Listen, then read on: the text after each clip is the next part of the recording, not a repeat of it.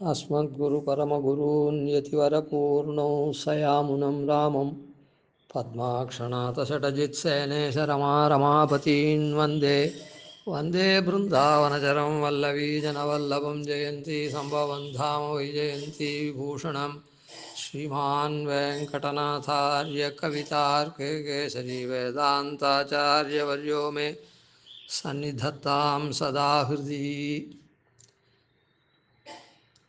சதுபதேசம் அப்படின்ற பிரதானமான ஒரு தலைப்பும் கீழே பெரியோர்களுடைய உபதேசங்களை நாம் தெரிஞ்சுக்கிறதுக்குன்னு ஆரம்பித்தோம். அதன் கீழே உள்ளுக்குள்ளே நிறைய விஷயங்கள், நிறைய பிரிவுகள், அதுவே கூட அது உள்ளேயும் இன்னும் நிறைய பிரிவுகள் இருக்குது. ஆனால் அதெல்லாம் நாம் வெளியில் தெரிகிற மாதிரி டைட்டிலாக போடலை. செய்வனவும் திருந்த செய்யும் முறையும் அப்படின்னு ஆரம்பித்து ஆராதனம், திருவாராதனம், பிராயசித்தம், பாஷ்யக்காரருடைய கட்டளை, பரநியாசத்தில் தெளிவு, வசிக்கக்கூடிய இடம், புருஷார்த்த காஷ்டை, இப்படி பலவிதமான தலைப்பும் கீழே நாமும் அனுபவிச்சுட்டு வந்தோம். அதில் ரொம்ப பெருசாக நீண்டு உத்தர கிருத்தியத்தை அனுசந்தானம் பண்ணோம். ஏன்னா மற்றது எல்லாமே எல்லாரும் வேணும் தான். ஆனால் சரணாகதி பண்ணிவிட்டவனுக்கு எது தெரியுறதோ தெரியலையோ உத்தர காலத்தில் நாம் எப்படி நடக்கணும் அப்படின்றது ரொம்ப எல்லாருக்கும் அது முக்கியம். அது நடுவிலேயே சொல்லியிருக்கோம்.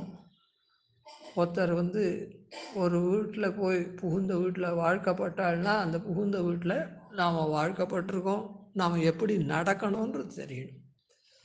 அந்த வீட்டுக்கு தகுந்த மாதிரி நடந்து நாமும் நன்னா இருக்கணும், அந்த வீட்டுக்கும் பெருமை சேர்க்கணும்.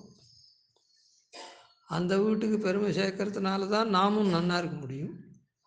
நாம் நன்னா இருந்தால் தான் அந்த வீட்டுக்கு பெருமை சேர்க்க முடியும். அது ஒன்றுக்கு ஒன்று விட்டு பிரியாத விஷயம். அதனால் இந்த உத்தர கிருத்தியத்தை ரொம்ப தேசிகன் எப்படி சாதித்தாரோ, ஆனால் அவர் எவ்வளவோ அர்த்தத்தை உள்ளே வச்சு சாதிச்சிருக்கார். அவ்வளோவும் நாம் புரிஞ்சின்றோமா, அதை அனுபவிச்சோமா, அதை தெரிஞ்சின்றோமா, அந்த தெரிஞ்சின்றபடியில் எவ்வளோ நாம் நடக்க போகிறோம் அப்படின்றது தெரியாது. ஆனால் தேசியனுடைய திருவுள்ள மொத்தத்தையும் நம்ம தெரிஞ்சுட்டோம்னு சொல்ல முடியாது. ஏதோ ஓரளவுக்கு தேசிகன் விபுலமாக சாதிச்சதை இது பண்ணோம். ஏன்னா நாமெல்லாம் சரணாகதன் ஆகிட்டோம், பெருமாளுக்கு வாழ்க்கப்பட்டிருக்கோம், அதுதான் நம்முடைய ஸ்வரூபம். அதனால் அந்த வாழ்க்கப்பட்டபடிக்கு நாம் எப்படி நடக்க வேணும் அப்படின்றத தெரிஞ்சுக்கணும். அது பண்டிதாளாக இருந்தாலும் பாமராளாக இருந்தாலும் அதை தெரிஞ்சுட்டு நடக்கணும். ஏழை பெண்ணாக இருந்து ஏழை வீட்டில் கல்யாணம் பண்ணாலும் சரி, பணக்கார பெண்ணாக இருந்து பணக்கார வீட்டில் கல்யாணம் பண்ணாலும் சரி, மாறுதலாக ஏழை பெண்ணு பணக்காரனை கல்யாணம் பண்ணாலும் சரி, இல்லை பணக்கார பெண் ஏழை வீட்டில் கல்யாணம் பண்ணாலும் சரி, தான் எந்த இடத்துல வாழ்க்கப்பட்டாலோ அதுக்கு தகுந்த மாதிரி நடந்துண்டு அந்த தானும் நேர நடந்து அந்த வீட்டுக்கும் பெருமை சேர்க்கணும். அதுதான் வாழ்க்கப்படுறதுனுடைய தாத்பரியம். அதே போல தான் நாம் எம்பெருமானுக்கு வாழ்க்கப்படணும்.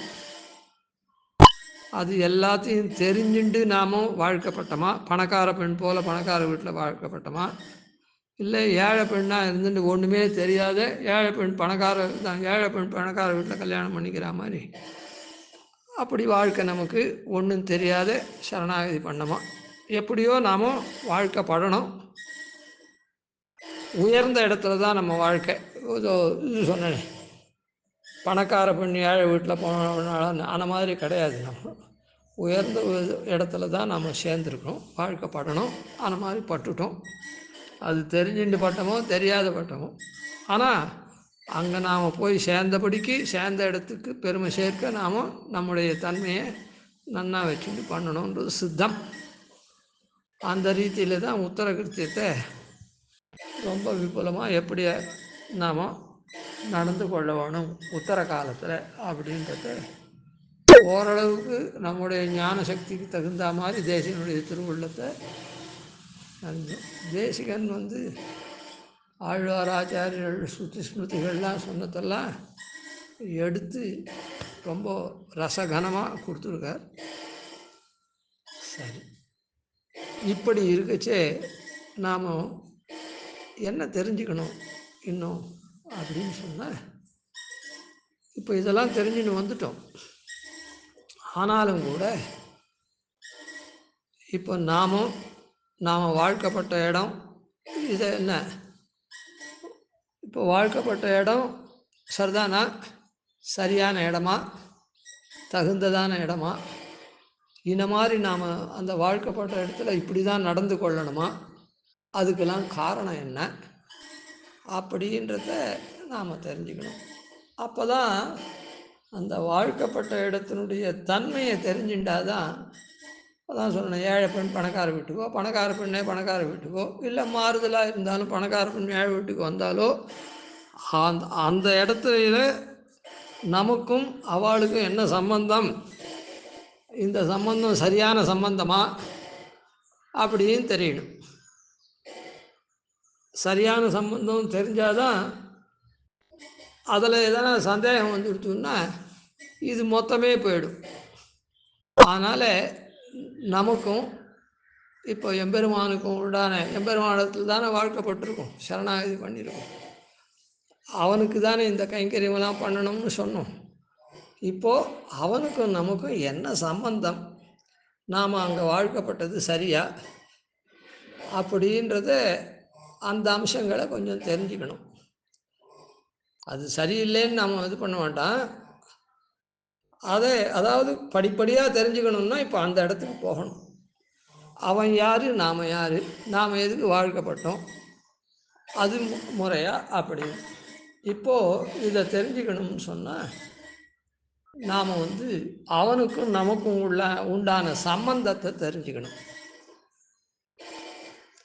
எத்தனையோ சம்பந்தம் இருக்குது. ஒரு இடத்துக்கு போய் வேலை சேர்றோம், சேர்ந்தா விட்டு அவன் பாஸ், அவன் நமக்கு பேமெண்ட் பண்ணுறதுனால நாம் அவனுக்கு சர்வெண்ட்டு அப்படின்லாம் தெரிஞ்சுக்கிறோம்.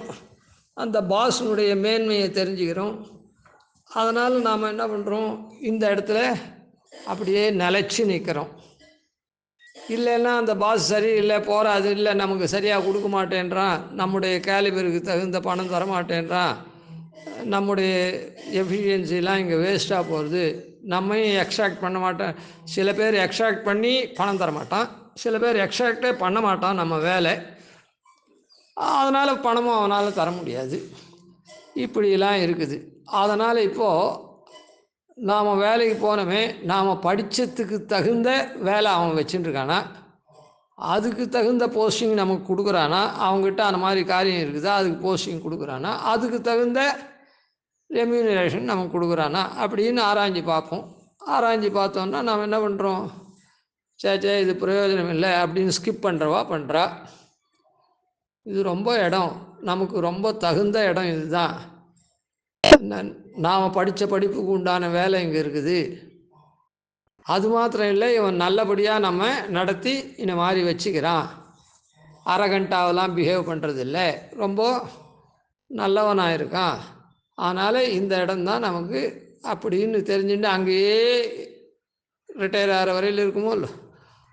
அதுபோல் இப்போ இந்த எம்பெருமானுக்கு வாழ்க்கப்பட்டது எப்படி, அவனுக்கும் நமக்கும் என்ன சம்பந்தம், உந்தன்னோடு உறவேல் நமக்கு இங்கொழிக்க ஒழியாது அப்படின்னு நாம் சொல்கிறோமே, அந்த மாதிரி இருக்கிறதுக்கு எப்படி ஒழிக்க ஒழியாது, ஒன்னாலேயும் முடியாது என்னாலேயும் முடியாது அப்படின்னு சொல்கிறது, அதெல்லாம் எப்படி அது அப்படின்றத தெரிஞ்சுக்கணும். அதுக்கு அந்த எம்பெருமானுக்கும் நமக்கும் ஒழிக்க ஒழியாத சம்பந்தம் என்ன அப்படின்னு சொன்னால், ஷரீர ஆத்மபாவ சம்பந்தம்.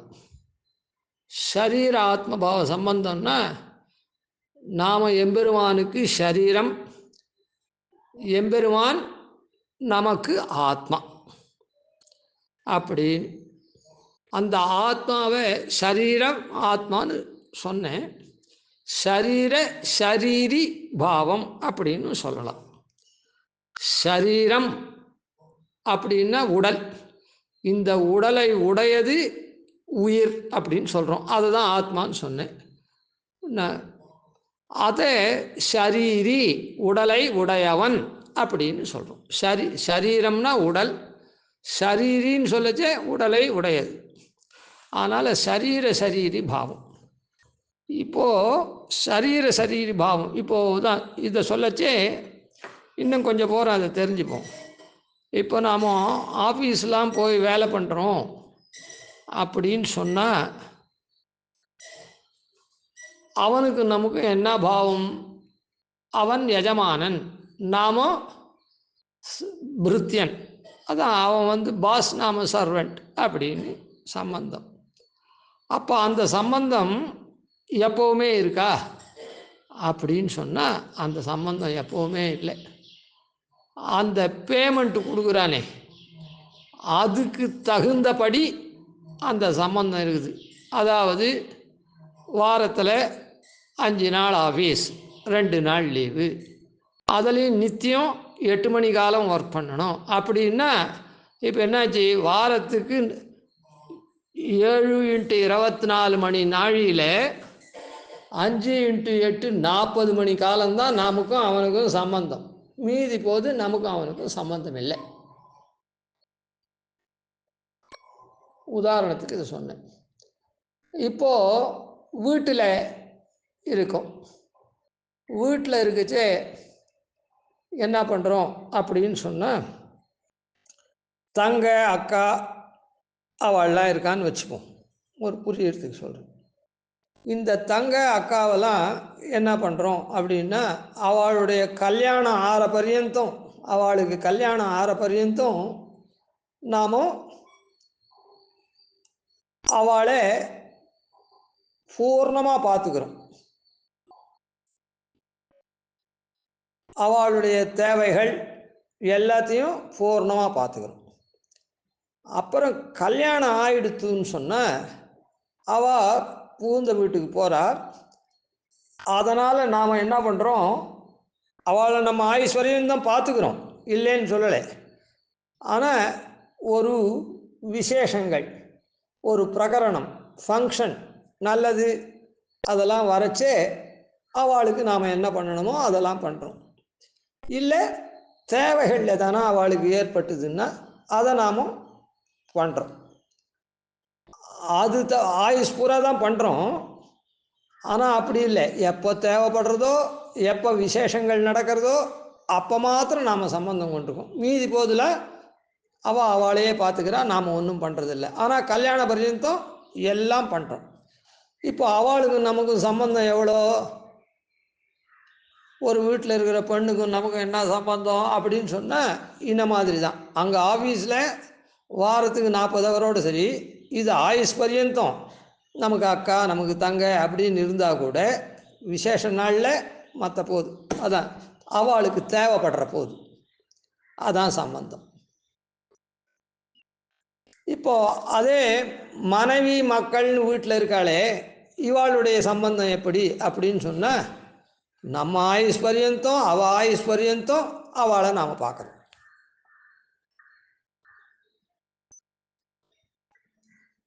அதில் கூட பிள்ளைகள்லாம் இருந்தாக்கா அவன் தன்னுடைய வியாபாரம் வேலை நிமித்தமாக அவன் தனியாக போயிட்டான்னா எப்பப்போ சம்பந்தம் வருதோ அதை மாதிரி தான் இது பண்ணுறோம். மீதி போதில் அவள் தனியும் இருக்கா. அதே இப்போது பத்னியும் பத்தியும் எப்படி இருக்கா? ஆயுஷ் பூரா 2 பேரும் ஒருத்தருக்கு ஒருத்தர் விட்டு பிரியாமல் அப்படியே இருக்கா. இவனுடைய தேவையை அவள் பண்ணுறது, அவனுடைய தேவையை இவள் பண்ணுறது, இப்படின்னு அப்படியே விட்டு பிரியாமல் இருக்கா. இப்போது என்ன, லோகத்தில் இருக்கிற சம்பந்தங்கள்லாம் ஓரளவுக்கு காமிச்சிட்டோம். சரி, இந்த பத்னி. ஆனால் இப்போது இதுக்கு மேலே ஒரு சம்பந்தம், ஷரீராத்மபாவ சம்பந்தம், சரீரி பாவம் அப்படின்னு இருக்குதே. இப்போ மனைவியும் கணவனும் விட்டு பிரியாத ரெண்டு பேரும் ஒன்றா இருந்தால் கூட, ஆனால் அவ தனியாக இவன் தூங்குச்சே அவன் தூங்குறது இல்லை சொல்கிறேன், அந்த மாதிரி தனியாக வாழ்க்கை நடத்துகிறா. ஆனால் ரெண்டு பேரும் சேர்ந்து இருக்கா, அது சரி. ஆனால் இப்போ நாம்னு சொல்லக்கூடிய நமக்கு ஒரு சரீரம் இருக்குது. இந்த சரீரமும் நாமும் ஒரு க்ஷணம் கூட விட்டு பிரியாது இருக்கும். அதே கணவன் மனைவி அப்படி இல்லை, அப்பப்போ விட்டு பிரியிற. ஆனால் கண்ட்ரோல் ரெண்டு பேருக்கும் டச் இருந்துகிட்டே தான் இருக்குது. என்ன, அவள் ஒரு ஊருக்கு போகிறா, இவன் இந்த ஒரு இடத்துல இருக்கான், அப்படிலாம் இருக்குது. ஏதோ ஒரு கல்யாணம்னு அவள் ஊருக்கு போகிறா, இவன் ஏதோ வேறு எங்கேயோ விசேஷம்னு ஊருக்கு போகிறான், அப்படி. ஆனால் அவள் ரெண்டு பேரும் சேர்ந்து தான் ஆயுஸ் பூரா இருக்கா. ஆனால் நடுவில் அப்பப்போ பிரிவு இருக்குது. பிரிவுன்னா அவசியமான காரணத்துக்காக.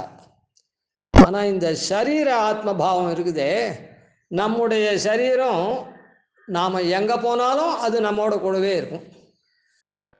அது எங்கேயானா மாற்றி சொல்லணும்னா அது எங்கே போகிறதோ அந்த இடத்துல தான் நாமும் போவோம். நீ இப்போ அதை பத்னி நீ போயிட்டு வா அந்த கல்யாணத்துக்கு, நான் இங்கேயே இருக்கேன்ற மாதிரி அந்த மாதிரி பண்ண முடியாது. அந்த சரீரம் பண்ணக்கூடிய எல்லா காரியமும் நமக்கு. இப்போ பத்னி பண்ணக்கூடிய காரியம் எல்லாம் கணவனுக்கு உபயோகமாகும் அப்படின்னு சொல்ல முடியாது. கணவன் பண்ணுற எல்லா காரியமும் பத்னிக்கு உபயோகமாகும்னு சொல்ல முடியாது. ஆனால் உபயோகமோ இல்லை மாறுதலோ எது வேணா இருக்கட்டும், எல்லாம் அவளுக்கு சம்பந்திக்கும்னு சொல்ல முடியாது. ஆனால் சரீரம் பண்ணுற எல்லா காரியமும் எப்படி பண்ணும், அந்த ஆத்மாவுக்கு அது நன்மையோ தீமையோ பயக்கும், எல்லா காரியமும். அதே மாதிரி இந்த இவன் என்ன நினைக்கிறானோ அதெல்லாம் சரீரம் பண்ணும்.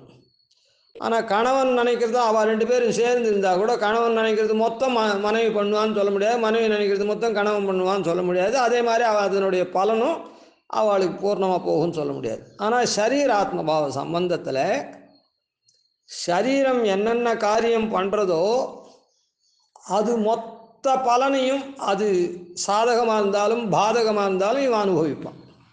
அந்த சரீரத்தை உடையவன் அனுபவிப்பான். அதே மாதிரி சரீரத்தை உடையவன் என்னென்ன நினைக்கிறானோ அது மொத்தத்தையும் அந்த சரீரம் பண்ணும். நான் போகணும்னு நினைக்கிறான், ஆனால் கால் வலிக்கிறது போக முடியலையே அப்படின்னு சொன்னால், அப்போது இவன் நினைக்கிறது மொத்தத்தையும் அந்த கால் பண்ணுறதா பண்ணலையே அப்படின்னு ஒரு கேள்வி கேட்கலாம். அப்போ என்ன ஆகும்னா, இவனே அந்த நினைப்பை விட்டுடுவன். இவன் என்ன சத்திய சங்கல்பனான்னு நினச்சது மொத்தம் நடத்துறதுக்கு. சரி, அங்கே போகணும்னு நினச்சோம், கோவிலுக்கு போய் 108 பிரதட்சணம் பண்ணணும்னு நினச்சோம், இன்றைக்கி முடியல, அவ்வளோதான், தீர்ந்து போச்சு. அதனால் மொத்தத்தில் இது ரெண்டும் இந்த வேவ் லென்த்துன்னு சொல்கிறாங்களே, அந்த மாதிரி ரெண்டும் ஒரே மாதிரி தான் இருக்கும். அதுதான். அதனால் என்னென்னா, இப்போ சரீராத்மபாவ சம்பந்தம் அப்படின்னு மீதி எல்லாம் இப்போ இதுலேருந்து என்ன தெரியுதுன்னா, மீதியெல்லாம் விட்டு பிரிஞ்சிருக்கிறதுனால ஆஃபீஸில் ஆரம்பித்து ஒவ்வொன்றா நினச்சிட்டே வாங்க, இல்லை அந்த எஜமானன் பிருத்தியன் விட்டு பிரிஞ்சிருக்கான்.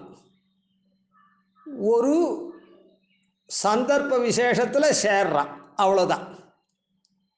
அதே மாதிரி அண்ணன் தங்க இவாள்லாம் என்ன பண்ணுறா, சேர்ந்துருக்கா பிரிஞ்சிருக்கா, அதான் விட்டு பிரிஞ்சிருக்கா. ஏன் கணவன் மனைவி கூட தனித்தனியாக ரெண்டாக இருக்கா, ஒருத்தரோட ஒருத்தர் எப்போவுமே சேர்ந்தே இல்லை. அதனால் அதெல்லாம் புரதக் சித்தம்னு பேர், தனித்தனியாக இருக்குது. அதனால் அதனுடைய சம்பந்தம் எப்பப்போ இருக்குதோ அப்பப்போ அந்த சம்பந்தத்துக்கு உண்டான காரியங்கள்லாம் சொன்னபடிக்கு அதுக்கு ஒன்னோட ஒன்றான சம்பந்தங்கள் அப்படி இருக்குது. ஆனால் இந்த சரீராத்மபாவ சம்பந்தம்ன்றது எப்போவுமே விட்டு பிரியாதது, அப்ருதக் சித்தம் அப்படின்னு இதுக்கு பேர். பிருத்தக்னா தனி இருக்குது, அப்ருதக்னா விட்டு பிரியாத எப்போவுமே இருக்குது. அதனால் விட்டு பிரியாத இருக்குதுன்றதுனால இந்த சரீரம்ன்றதுக்கு என்ன அர்த்தம்னா, சரீரம் அப்படின்றது உடல், இந்த உடலை தாங்கிறது உயிர். அதனால் சரீரத்தினுடைய லட்சணம் என்ன அப்படின்னா, உயிர் தான் சரீரத்தை தாங்கிறது இல்லையா? உயிர் இல்லைன்னா சரீரம் ஒன்றும் பண்ணாது, அப்படியே கிடக்கும். அதனால் தரிக்கிறது, அதாவது தரிக்கிறதுன்னா அதை தாங்கிறது.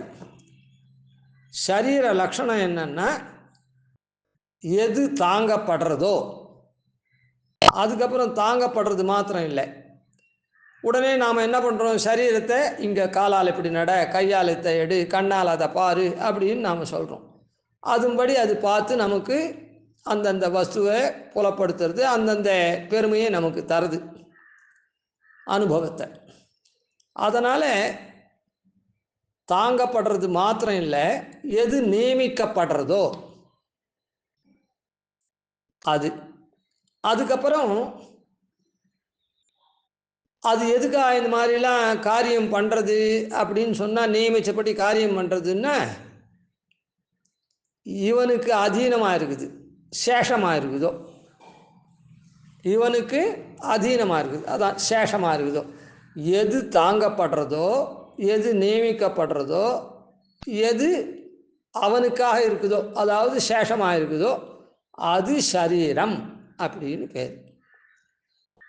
ஷரீரி அந்த சரீரத்தை உடையவன்னா இல்லை ஆத்மானோ சொன்னாக்கா, யார் தாங்கிறானோ, யார் நியமிக்கிறானோ, யார் அந்த பலன்லாம் அனுபவிக்கிறானோ, அது செய்யக்கூடிய காரியத்தினுடைய பலன்லாம் அனுபவிக்கிறானோ அவன் சரீரி இல்லை ஆத்மா. அதுதான் சரீரி பாவ சம்பந்தத்தினுடைய லட்சணம். இதை ஆஃபீஸில் கூட நம்ம தாங்கிறான், சம்பளம் கொடுத்து நம்ம தாங்கிறான், அப்படி இப்படின்னு சொல்கிறோம். அதே மாதிரி ஆஃபீஸில் நமக்கு வேலை இத்தை பண்ணு அத்தை பண்ணுன்னு நியமிக்கிறான். அப்புறம் நாம் பண்ணுற வேலையினுடைய பலனை அவன் நுகர்றான், அனுபவிக்கிறான். அப்படின்னா அந்த இடத்தெல்லாம் எப்போவோ ஒரு தடவை தான். எப்போவோ ஒரு தடவைன்னா சில போது தான் நடக்கிறது. எது நியமேன எப்பவும், கணவன் மனைவி கூட எப்போவுமே தரிக்கிறான்னு சொல்ல முடியாது, அவள் என்ன. அதனால் எப்பவும் நியமேன எது தரிக்கப்படுறதோ, நியமேன எது நியமிக்கப்படுறதோ, நியமேன எது இன்னொருத்தருக்காக காரியம் பண்ணுறதோ, அதான் அடிமையாக இருக்குதோ, சார்ந்து இருக்குதோ, அது சேஷம், அதான் சரீரம். எது நியமேன நியமிக்க தான் தாங்கிறதோ, எது நியமிக்கிறதோ, எது அந்த பலன்லாம் நியமேன அனுபவிக்கிறதோ அது சரீரி. சரீரி பாவம். அதுக்கு லட்சணம் என்னன்னா, எப்பவும் தாங்கப்படுறதாயும், எப்பவும் நியமிக்கப்படுறதாயும், எப்பவும் அதை சார்ந்தே அடிமையாக இருக்கிறதோ அது சரீரம். எப்பவும் தாங்கிறதாகவும், எப்பவும் நியமிக்கிறதாகவும், எப்பவும் அதனுடைய பலனை நுகர்றதாகவும் இருக்கிறது சரீரி. அப்படின்ற லட்சணம் சரீரத்துக்கும் சரீரிக்கும் உண்டான அடையாளம். இப்படி தான் இப்போது இதை நம்ம சரீரத்தை கொண்டு இதை தெரிஞ்சுக்கலாம். இந்த சரீரம் நம்முடைய வாழ்நாள் பூரா நம்மால் தரிக்கப்படுறது, நம்மால் நியமிக்கப்படுறது, அது செய்கிற காரியம் மொத்தத்தை தான் நமக்காகவே அது காரியம் பண்ணுறது. நாம் என்ன பண்ணுறோம், அதை எப்பவும் தரிச்சுட்டு இருக்கோம். நீ இங்கே இரு சரீரமே அப்படின்னு சொல்லிட்டு நாம் எங்கன்னா ஒலாச்சிட்டு வரல, இந்த உயிராகப்பட்டது. அதே மாதிரி எப்பவும் நியமிக்கிறது, எப்பவும் அதனுடைய பலனை, அது பலமாக இருந்தாலும் அபலமாக இருந்தாலும் நாம் தான் அனுபவிக்கிறோம். ஆனால் நாம் சரீரி அப்படின்னு. இந்த இந்த நம்முடைய உடலுக்கும் நம்முடைய உயிருக்கும் என்ன சம்பந்தமோ, சரீராத்மபாவ சம்பந்தம், சரீரி பாவன்றமே, அதே மாதிரி தான் இந்த உலகம் மொத்தத்தையும் எம்பெருமான் சரீரமாக வச்சுட்டுருக்கான். எம்பெருமான் சரீரியாக இருக்கான், அதாவது ஆத்மாவாக இருக்கான். உலகங்கட்கெல்லாம் ஓருயிரேயோ, ஓருயிரேயோ உலகங்கட்கெல்லாம் அப்படின்னு ஆழ்வார் சொல்கிறேன். உலகம் மொத்தத்துக்கும், இப்போது நம்முடைய சரீரத்துக்கு நாம் ஒரு உயிர், நம்முடைய அண்ணாவனுடைய சரீரத்துக்கு அந்த அண்ணாவனுடைய உயிர், இந்த மாதிரி ஒவ்வொருத்தருக்கும் ஒவ்வொரு சரீரத்துக்கும் ஒவ்வொரு, அந்த மாட்டினுடைய சரீரத்தில் அதுக்கு ஒரு உயிர் மாட்டு, இந்த மாதிரி ஒவ்வொன்றுத்துக்கும் இருக்குது. ஆனால் உலகம் மொத்தத்தையும் சரீரமாக வச்சுட்டு இருக்கான். உலகம் மொத்தத்துக்கும் ஒரே உயிராக இருக்கிறவன் எம்பெருமான். இப்போ வச்சுப்போம், நம்முடைய கை, கால், கண், மூக்கு, நாக்கு எல்லாத்துக்கும் நாம் ஒரே உயிர். சரீரம்ன்றது என்ன, பல வகைப்பட்டது தானே. கால் இருக்குது, கண் இது இருக்குது, பாதம் இருக்குது, நரம்பு இருக்குது, எலும்பு இருக்குது, சொல்கிறேன், எல்லாம் இருக்குது. எல்லாத்துக்கும் சேர்ந்து ஒரு உயிர் இல்லையா? அதை போல் உலகம் மொத்தத்துலேயும் தேவன், மனுஷன், திரியக்கு, ஸ்தாவரம் அப்படின்னு பல வகைப்பட்டது இருக்குதே. அது மொத்தத்தையும் எம்பெருமான் சரீரமாக கொண்டிருக்கான். அது மொத்தத்துக்கும் ஒரே உயிராக எம்பெருமான் இருக்கான். உலகங்கட்கெல்லாம் ஓர் உயிரேயோ அப்படின்னு ஆழ்வார் சாய்க்கிறார். ஆனால் ஒரே உயிராக உலகம் மொத்தத்துக்கும் அவன் இருக்கான். எப்படி பல இதுக்கு எப்படி ஒன்று உயிராக இருக்க முடியும் அப்படின்னு சொன்னால், இப்போ நாம்னு சொல்கிறோமே, இந்த உடம்பில் எவ்வளோ 1000 விஷயங்கள் இருக்குது. அதாவது இந்த உடம்பில் சரீரம்னு மொத்தமாக சொல்லிட்டோம். இதில் கண், மூக்கு, நாக்கு அதெல்லாம் இருக்குது, ரோமம் இருக்குது, இந்த தோல்லாம் ஒவ்வொரு இடத்துல ஒவ்வொரு விதமான தோல் இருக்குது. தோல் அதுவும் பறந்து விரிந்து இருக்குது, எலும்பு இருக்குது, ரத்தம் இருக்குது, அதில் என்ன ரத்த அணுக்கள் இருக்குது சொல்கிறேன். இந்த மாதிரி பல கோடி விஷயம் நம்ம உடம்புலையே இருக்குது. அது மொத்தத்துக்கு சேர்ந்து ஒரே உயிர் தான் நாம். இந்த உயிர் இருக்கிற வரையில் இந்த உடம்பில் என்ன அந்த எல்லா பாகமும், கண்ணு, காது, மூக்கு, நாக்கு மாத்திரம் இல்லை, எல்லாம், அதாவது கேசமோ அதான் இந்த சரீரத்தில் இருக்கக்கூடிய இந்த மஜ்ஜை, தோல், எது வேணால் வச்சுக்கோங்க, எலும்பு, நரம்பு, நாடி எல்லாம் இந்த உயிர் இருக்கிறவர்கள் அது அப்படியே நன்னா இருக்கிறபடிக்கு நன்னா சொஸ்தமாக இருக்குது, தாங்கிறது உயிர். அது மொத்தத்தையும் நியமிக்கிறது, அது மொத்தத்தையும் இது பண்ணுறது. இந்த உயிர் இருக்கிறதுனால தான் இந்த உள்ளுக்குள்ளே ஜீரண சக்தியெல்லாம் நடக்கிற, ஜீரணங்கள்லாம் ஆறுத, அதெல்லாம் கூட இந்த உயிர் இருக்கிறதுனால தான். அதனால் இப்போ எல்லாத்தையும் இது தாங்கி நியமித்து அதனுடைய பலனை அனுபவிக்கிறது. இது எப்படி 10,000 விஷயத்துக்கு ஒரு உயிர் இருக்கா போல, பிரபஞ்சம் மொத்தம் எவ்வளோ இருக்குதோ அது மொத்தத்துக்கும் பெருமாள் உயிராக இருக்கான் அப்படின்னு. இந்த விஷயத்தை நம்ம மதம் மாத்திரம்தான். ஒவ்வொரு மதமும் என்ன சொல்கிறா அவாவான்னா, எல்லா மதத்துலேயும் அவாவா என்ன சொல்லுவா, எங்களுடைய மதம்தான் சரியான மதம் அப்படின்னு சொல்லி அதுக்கு உண்டான ஏதோ ப்ரூஃப் மாதிரி அவள் சொல்லுவாள். அதெல்லாம் தப்பு. நம்முடைய மதம்தான் உயர்த்தி, இதுதான் சரியான மதம், உயர்த்தி இல்லை, சரியான மதம், மீதி எல்லாம் மதமே அன்று அப்படின்னு இப்போ சொல்கிறதுக்கு, மற்றதெல்லாம் இப்போ தப்புன்னு சொல்கிறதுக்கு நமக்கு வேண்டியதில்லை. நாம் சாதாரண ஞானத்தை கொண்டு, ஆச்சாரிய கட்டாட்சத்தினால பெற்ற ஞானத்தை கொண்டு சரணாகதி பண்ணிட்டுருக்கோம். இப்போ அதெல்லாம் மற்றவாளை இது தப்பு அது தப்புன்றதுக்கு நமக்கு எதனா விஷயம் தெரிஞ்சால் தானே அதை சொன்னால் கூட புரியும், அது பண்ணணும். ஆனால் அது வேண்டியதில்லை. ஆனால் நம்மது என்ன விஷயம் அப்படின்றத மாத்திரம், நம்மது எப்படி ரைட்டுன்னு கூட நாம் தெரிஞ்சிக்க முடியாது. ஏன்னா எது நம்மது சரி அப்படின்னு தெரிஞ்சுக்கணுன்னாலும் அதுக்குன்னு நிறைய நமக்கு வேதாந்தங்கள்லாம் வேணும். அதனால் அதெல்லாம் நம்மது என்னதுன்றதை மாத்திரம் தெரிஞ்சுப்போம்.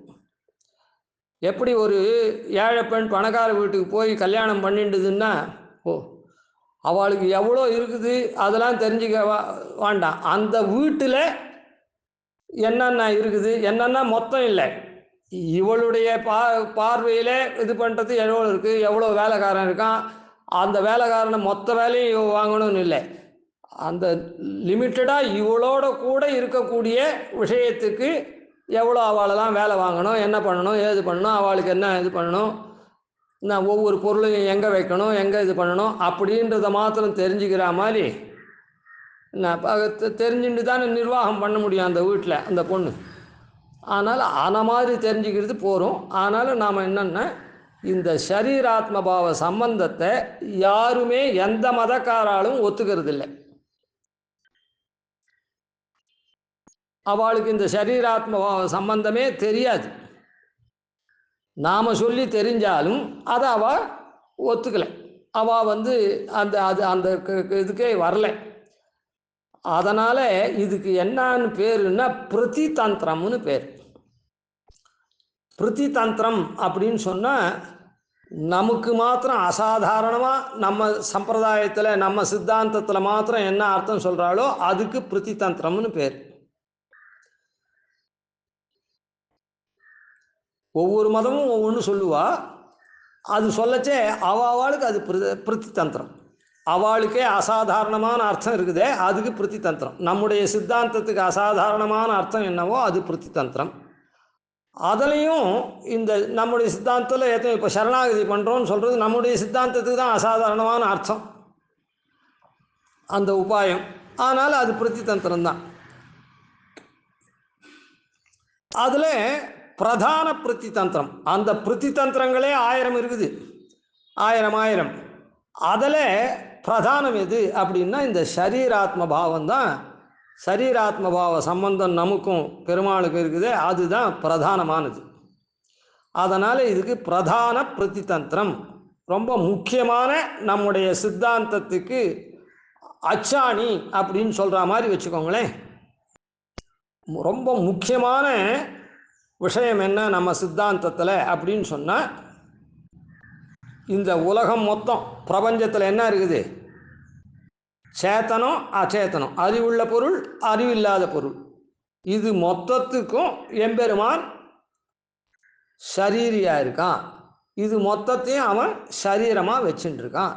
அப்படின்ற இந்த தத்துவம் இருக்குதே, இந்த விஷயம், இதுதான் பிரதான பிரதிதந்திரம். இந்த பிரதான பிரதிதந்திரம் நம்முடைய சித்தாந்தத்துக்கு அசாதாரணமாக நமக்கே உரித்தானது. மற்றவா யாருமே இதை எட்டி கூட பார்க்கல, ஒத்துக்க மாட்டான். அதனால் அவள் அப்படி இருக்கக்கூடியதான பிரதிதந்திரத்திலையும் பிரதானமாக இருக்கக்கூடிய இந்த சரீராத்ம பாவத்தை நாம் தெரிஞ்சுப்போம். அந்த பிரதான பிரதிதந்திரத்தை கவிதார்க்கே சிம்ஹாய கல்யாண குணசாலினே ஸ்ரீமதே வெங்கடேஷாய வேதாந்த குரவே நமஹ. ஆதிவன்ஷடகோபாதீனதிவர்யான் பஜேனிஷம் ஸ்ரீரங்கபூர்வஷடீத்யதீசானபதாஸ்ரயம் ஸ்ரீவத்சவம்சலகம் வந்தே ஸ்ரீகிருஷ்ணதேசிகம்.